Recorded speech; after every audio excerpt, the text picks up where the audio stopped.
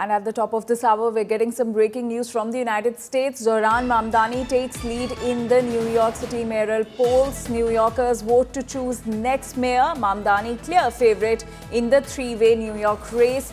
And Mamdani to be New York City's first Muslim mayor. Time shall tell that. But Donald Trump backs ex-New York Governor Andrew Cuomo. But what we're learning is that Zohran Mamdani is taking the lead in the mayoral polls in New York, and he is the clear favorite of the New Yorkers in this three-way New York race. And it is also pertinent to note that US President Donald Trump is backing the ex-New York Governor Andrew Cuomo. In fact, he also had threatened and warned New Yorkers that if they choose Mamdani as their mayor, then there will be federal fund cut. But that does not seem to be making any impact, as we're learning that Mamdani is the clear favorite in the New York mayor race. Those New Yorkers, and look forward to fighting for every single dollar this city is owed. What we see in the language of Donald Trump is a premise as if it is his decision on whether or not to fund a city the very money that this city is owed. And I look forward to utilizing every single tool at my disposal as the next mayor of this city to fight for the people of it. That means using the courts, that means using the bully pulpit, that means ensuring that we actually follow the letter of the law. And I know that doing so is something that threatens Donald Trump. It's why he's gone after Attorney General James, because she had the audacity to hold him to the same law that every New Yorker is held to. But I will not be intimidated by this president. I will not be intimidated by anyone, because my job here is to serve the people of the city. Thank you guys so much. President Trump says he plans to reduce federal funding if you win. What are your thoughts on that? President Trump also encouraged every New Yorker to vote for Andrew Cuomo. There are many things that he will say and that he will do that will not actually bear out in the results within our own city. I will treat his threats as they deserve to be treated, which are the words of a president and not necessarily the law of the land. And too often we treat anything that he says by virtue of who's saying it as if it is already that law. And it is time that we have a mayor who stands up for New Yorkers each and every day, not one who's willing to sacrifice those New Yorkers so that they can stand up for themselves. All right, last question right here. Phone banking. Go ahead. Donald Trump just put out a statement encouraging New Yorkers, saying they must vote for Andrew Cuomo. We know and have known for months that Donald Trump would favor Andrew Cuomo as the mayor. They share the same donors. They share the same small vision. They share the same sense of impunity. And yet in these final days, what was rumored, what was feared has become naked and unabashed. The MAGA movement's embrace of Andrew Cuomo is reflective of Donald Trump's understanding that this would be the best mayor for him.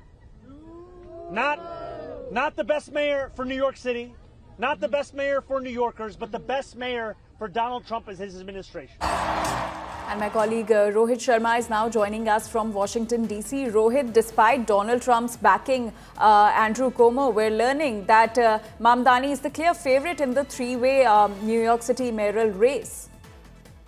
He is. Look, there won't be any surprises, that he's going to win. He's been leading the polls since the summer. He defeated Andrew Cuomo in the primaries, forcing Andrew Cuomo to essentially run as an independent. And if you were to go by polls, he's going to win this. The polls are still, the voting is still on. The polls close at 9 p.m., but he has maintained that steady lead. And people in his campaign feel very confident that he's going to win. In fact, they're only waiting to see if he can cut the threshold above 51% to win this race. But the other big news here is, Anjali, is that Indian-American Ghazala Hashmi was just declared as winner of the lieutenant governor race in Virginia. She was born in Hyderabad. She's of Muslim origin also. Not Muslim origin, Indian origin, and is a practicing Muslim. And she also has just won in Virginia. And I think that's one of the biggest news that will get a lot of headlines, because what we'll have tomorrow is we'll have two elected representatives in the U.S., one as the New York's mayor, the other as a lieutenant governor here in Virginia, both, who are Indian American, both who are Muslims, winning the races at a time when minorities have been under attack in the U.S. So I think it's going to be a big deal for Democrats. The only pending question right now is New Jersey, where from the look of it, it looks like Mickey Sherrill is leading right now, and that would mean that if all of these three races are won by the Democrats, this would mean the start of the blue wave, and will probably have some trouble for Republicans, especially going into the midterms next year. So Zohran is going to win, is what polls are saying. Ghazala has won. And Mickey Sherrill, on the other hand, in New Jersey, could create history by winning in New Jersey as well. Right. Rohit, also help us understand what sets Zohran Mamdani apart from Andrew Cuomo. Well, look, I think Cuomo, former governor of New York, old guard, old Democrats. I think New York has had this, New Delhi kind of a feel. They want to give somebody new a chance, is what I think New Delhi did a couple of years ago, or a decade ago. So I think New York has been similar in their approach. He's running on a socialist platform. He wants to give free trains. He wants to control rent. He wants to, give a lot of freebies, which a lot of New Yorkers have gravitated towards. And he's not calling himself as a Democrat. He's more calling himself as a democratic socialist. So his platform is offering a lot of freebies that New Yorkers essentially, never thought that they would get in an expensive city like New York, where the energy prices are higher, inflation is high, there have been job cuts. So he's riding on the wave of these promises he's made that he can do that. Now, he does have a limited budget, which is about $118 billion. He has to manage it starting next year. But I think that's the message that has stuck with a lot of New Yorkers, that, look, we have a guy who's promising us all these things, and they're giving him a chance to see if he can deliver. When you ask him about specifics, he obviously doesn't have those specifics out there, but he will get to is what he's told everybody. Cuomo, on the other hand, Governor Cuomo, back in the day, one of the biggest names in the Democratic Party, was ousted due to a scandal, and is trying to make a comeback. But I think the people have moved on, and I think that's definitely helping Zohran Mamdani in this race. Right, Rohit. So Rohit mentioned that New York is on the path of New Delhi, what New Delhi did a decade ago, wanting change, and that is what is happening in New York as well. Rohit, do stay with us. So we'll keep an eye on the mayoral polls that are underway, and Zohran Mamdani seems to be the clear favorite. Andrew Cuomo, who is being backed by US President Donald Trump himself, seems to be lagging behind, and Mamdani seems to be the favorite of the New Yorkers. The results are yet to be announced, but it seems like history is going to be scripted. Zohran Mamdani is going to be the New York City mayor. The results are yet to be announced. And now let us take a look at who is Zohran Mamdani. Now, he's a 33-year-old Muslim of South Asian heritage. He is the son of Indian filmmaker Meera Nair and Ugandan scholar Mahmood Mamdani.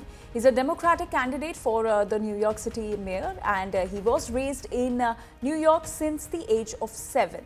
Now, he defeated former Governor Andrew Cuomo in the mayoral primary, and he's married to Syrian artist Rama Duwaji.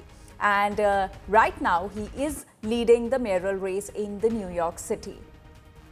And Rohit Sharma continues to stay with us. Rohit, it does not really seem to be a very good news for the US President Donald Trump, who has been backing Andrew Cuomo. In fact, we also saw him threatening and warning the New Yorkers to not back Mamdani, else there will be federal fund cuts.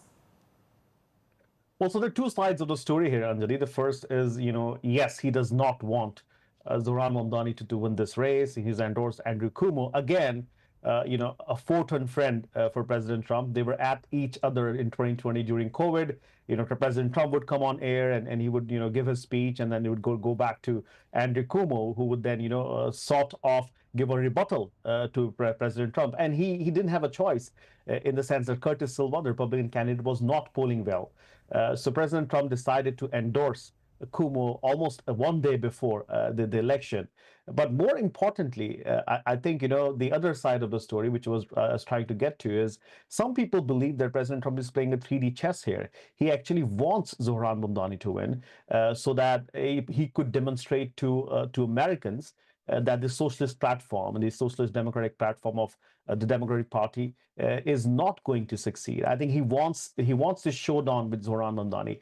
So that's another reason why he waited so long to endorse Andrew Cuomo just a day before the election, and that he would be able to use Zohran as a foil and go across the United States to say, look, if you want socialist leaders like Zohran Mamdani, then you should vote for Democrats. If you want capitalism and if you want progress, you should vote for Republicans. So I think, all in all, I think there are, two theories out there that he either wants him to win or doesn't want him to win.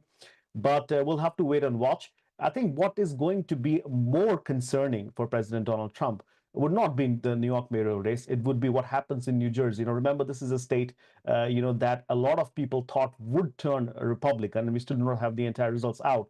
But from the looks of it, if New Jersey chooses a Democratic governor today, that would break a record of last 55 years, because they've already had 8 years of Democratic governance in that state. And if history, were to change itself, that would mean that people are moving away from some of the MAGA policies, and people are delivering a verdict onto some of the policies of this administration. So I think that would be much of a worrying sign for President Trump and Republicans. New York race, I think, either way, I think, if Zohran wins, which he's going to win, he's just going to use that as to demonstrate that his message is better than Zohran's. But I think worrying signs for Republicans across the nation All if right. New Jersey is not won by the Republicans. All right, Rohit, do stay with us. We're getting some more inputs on the story that we're tracking. Democrat Ghazala Hashmi has won the race for Lieutenant Governor of Virginia, becoming the first Muslim woman elected to statewide office in the U.S. history. So that's the breaking news that's coming in, that as Zohran Mamdani leads the New York City mayoral race, we're also learning that Democrat Ghazala Hashmi has won the race for Lieutenant Governor of Virginia, becoming the first Muslim woman elected to statewide office in U.S. history. India Today Global's Pranay Upadhyay is now joining us with more details on this. Pranay, as Zohran Mamdani leads the three-way race in New York City, we're learning that Democrat Ghazala Hashmi has won the race for the Lieutenant Governor of Virginia. Give us more details on this. Absolutely, Ghazala Hashmi, who was contesting for the Virginia Lieutenant Governor in the latest results, she has secured around 53.5% vote, and she has become the Lieutenant Governor for the state of Virginia. And this is a very significant development at a time when we are tracking the New York mayoral election, and Zohran Mamdani, who is set to become the first Muslim mayor of New York, and this is another significant development that the Virginia state has elected Ghazala Hashmi, the Muslim candidate from the state of Virginia for the lieutenant post of Lieutenant Governor, and which is like the number 2 position for the state. This is definitely an indicator that there is a shift, there is a bellwether moment in U.S. politics.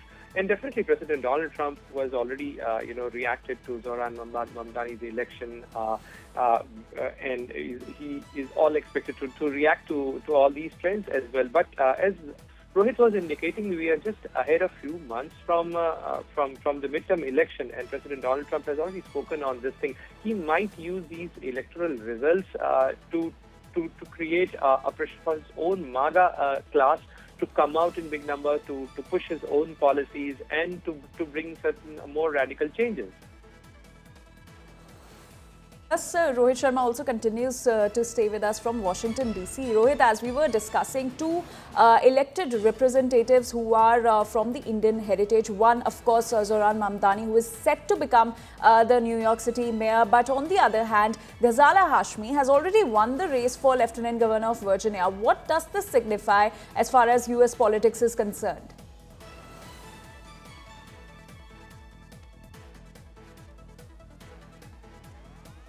I'm sorry, I was on mute there, Anjali. So yeah, we interviewed Ghazala Hashmi yesterday, and we aired that interview, bites of those interview, and I think she alluded to the fact that she moved to this country when she was very young. She was born in Hyderabad, a Muslim, a lady. A lot of people said gender plays a lot of role in politics in the U.S. And she said that she ran as an American. She ran that her name was Ghazala Hashmi, and she wanted people to accept her, for what she is. I mean, she was an educator, she was a senator in Virginia, and she mounted on this campaign at a time when people were questioning if women can even win, the offices in America. So I think for Ghazala Hashmi, I think it is a very, very true American story. You can come to the U.S., you can do everything right. You can fight an election. You don't have to fear your ethnicity. You don't have to fear for your religion. And if you do everything right, Americans will respect you. They will like you, and they will vote for you. And she becomes the first ever women lieutenant governor of Virginia, which again is a very diverse state, a very big state. One of those states that ultimately decides, the course of next presidential elections, which will be held in 2028. So I think it's a very, very good story. She has been very successful. She also talked about, how this administration, the current administration, has been marginalizing minorities, and that her message to all Virginians was that she will stand up for all Virginians. So I think it's a very, heartening story, and we have to wait and watch what future has for us. But this is as big as, Zohran Mamdani winning the NYC mayoral race. All right, Rohit, thank you so much for getting us all those details. We'll keep coming back to you for more updates on the New York City mayoral elections. As of now, we're getting some more breaking news.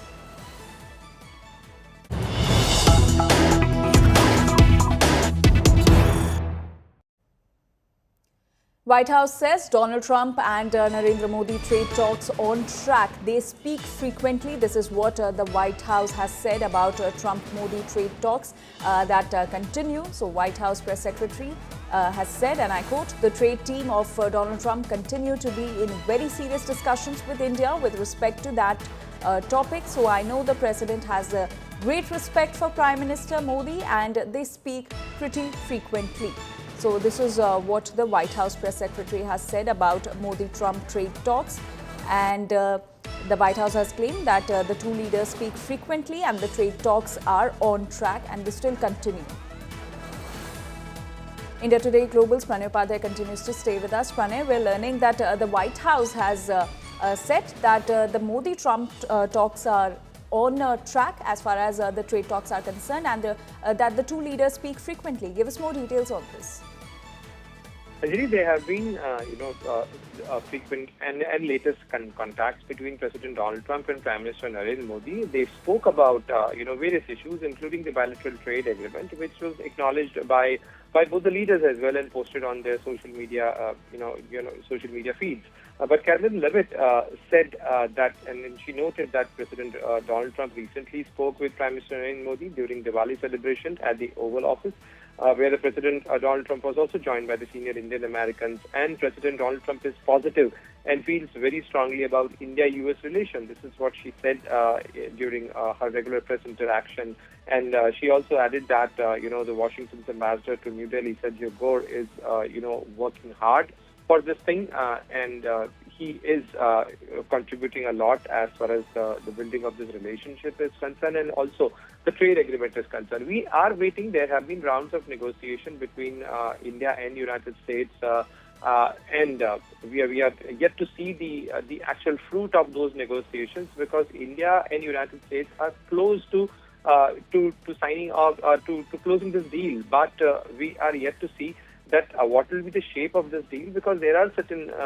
some hits, some sticking points as far as this trade deal is concerned, and those differences need to be ironed out, and both sides were working for that. United States first imposed around 25% tariff on Indian goods on July 30th, and a week later it was turned into additional 25%, and citing New Delhi's continued purchase of the Russian oil.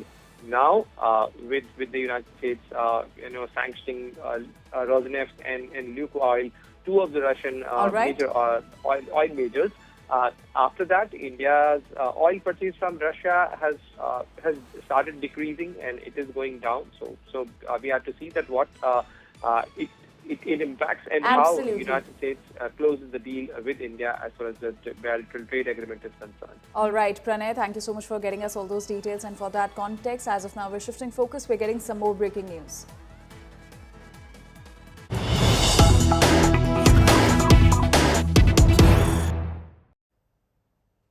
Cargo plane crashes in Kentucky. UPS cargo plane crash in Kentucky leaves 3 dead. Video shows horrific crash. We're showing you the visuals of the crash. A UPS cargo plane headed for Hawaii crashed at the Muhammad Ali International Airport in Kentucky. And these are the horrific visuals of the crash on your screens right now. 3 people have been killed in this crash that happened in Kentucky in the United States. Bro, get the fuck away from here, like turn around. And my colleague Rohit Sharma is now joining us with more details on this horrific crash. Rohit, over to you. Well, we had this crash today, Anjali, and it happened at around 5 p.m. in the evening. The plane, the UPS plane, was carrying about 38,000 gallons, and it was on its way to Hawaii for an 8-hour flight. We've been confirmed, or we've been told that there have been at least 3 people who've been confirmed dead. Governor Andy Beshear has said there could be more casualties, and he's asking for prayers. And we do not know exactly what's the reason for this crash. But the Louisville Fire Department has said that firefighters are still working on the scene, and they're trying to contain the fire. Unfortunately, very unfortunate that we know that at least 3 people are dead, and there are more crew members about which we will probably get to know soon. But as of now, 3 casualties have been confirmed, Anjali. All right, Rohit, thank you for getting us all those details on this horrific crash being reported from Kentucky in the United States. The visuals are on your screens right now. And unfortunately, 3 people have been killed in this plane crash in Kentucky. Bro, no, hold on. I think it's gonna crash, bro. Holy shit. Holy shit. Holy shit. Cam, they're dead. They are dead, bro. So new visuals have emerged of the plane crash. You can see in the visual the horrific crash. And this UPS cargo plane was headed for Hawaii, and it crashed at the Muhammad Ali International Airport in Kentucky. These are the visuals of the crash. You can see 3 people have lost their lives in this horrific plane crash in Kentucky in the United States. This plane was headed for Hawaii, and 3 people as of now have died, and the death toll is expected to rise further. Holy shit.